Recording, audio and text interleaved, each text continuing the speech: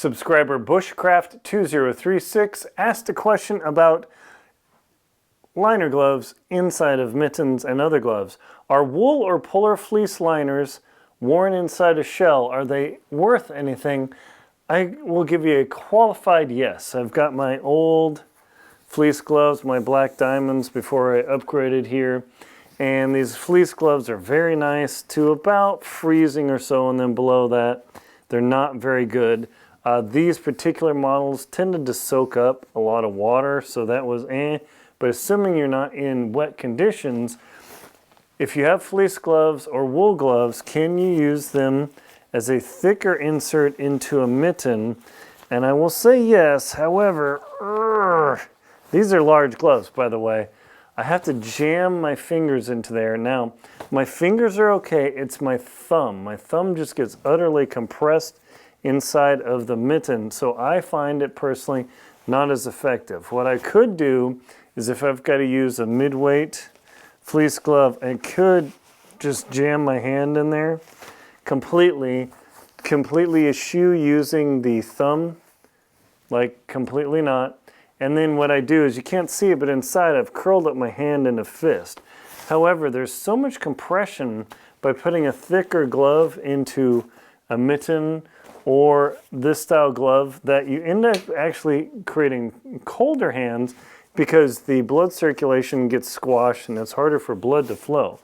So instead, what I do is I either use my ultralight Vigor or I use the medium weight Vigor gloves from Outdoor Research.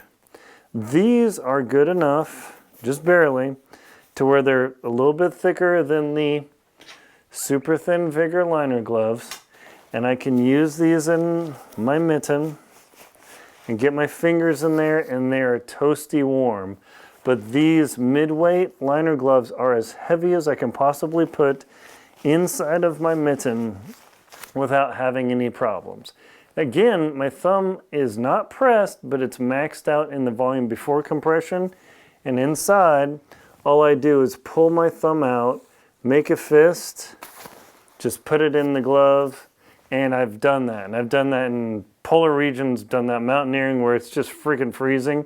And instead of just suffering, people are going along, just pull your hand down, make a fist in there. I mean, you could literally say I could box with this thing, maybe an MMA fighter, but I get my butt kicked. So this is the way to go when it's so cold that your mitten isn't keeping you warm. You've got a mid-weight liner glove in there, and it's just going crazy. And what I'll do is I'll suck my thumb inside of the mitten to keep it warm, and then when other fingers are cold, I'll mess around. But that is about the maximum weight you can put into these. And just like a wool glove, my personal experience, I've had smart wool gloves, they just didn't last. Wool is a great fabric. It keeps you warm when it's wet. It is fire retardant. It is an incredible fabric, but wool by itself, like pure wool, is fragile. It is not that strong. Nylon is much stronger, but it develops a smell. It's got some cold contact. Wool has some smell, but that natural fabric just doesn't develop smell. Synthetic stuff stinks to holy high, oh my gosh. So this is about the heaviest I can do, is a mid-weight Vigor glove inside of my mitten.